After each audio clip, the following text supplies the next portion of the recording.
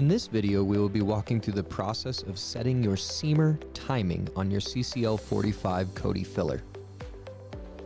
For educational reasons, we have set the RPM on this seamer very low so that we can watch the OP1 and OP2 travel bearings follow along the sides of the cam plates as they spin inside the seamer housing. On the cam plate, both OP1 and OP2 have what is referred to as a cam lobe. On the OP1 plate, the home position is just before that lobe. It can be seen here from this side view. As the cam plate spins around, that home position is just before that cam lobe that drives in the OP1 roller. On our seamer screen, we can find this position, the home position, either in the advanced settings under Seam OP1 Start, or by the Jog to Home button. These are interchangeable terms. Either of these Jog to functions will be used to verify the home position or OP1 position on our seamer. Once we have jogged to that position, we can take a look at the travel bearing and see that it is nested just before the cam lobe on the OP1 cam plate. Using this reference photo as well, you can see that on the new style cam plates 1.2, you will have a timing mark on top of the plate that will show exactly where the travel bearing should line up. If you jog to your home position and this is not exactly where the travel bearing is placed on the cam plate, grab the chuck by hand and rotate it manually to line up the travel bearing nested just before the lobe on the cam plate.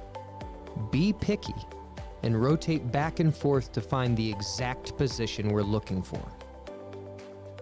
Once you do, head back to your seamer screen to teach the encoder that position, either by holding Teach Home or inside the advanced settings, entering in the encoder position 38240 and applying that value. Not only is this the exact specific position that we will be teaching the home position at, but this is the only spot we will be teaching the encoder in general. After teaching the home position, the encoder will auto-populate the remaining positions on its own. Only after verifying or setting the home position can we then move on to setting the timing of our screw. In this photo here, an arrow is pointing directly at what is known as the dwell start corner of the screw. In order to verify this position, we are going to jog to can at dwell start inside the advanced setup. After jogging there, we will take a look at that dwell start corner on the screw and verify that it is dead center. If we look at the screw long ways and draw an equator end to end, it should intersect the dwell start corner when jogged to can at dwell start.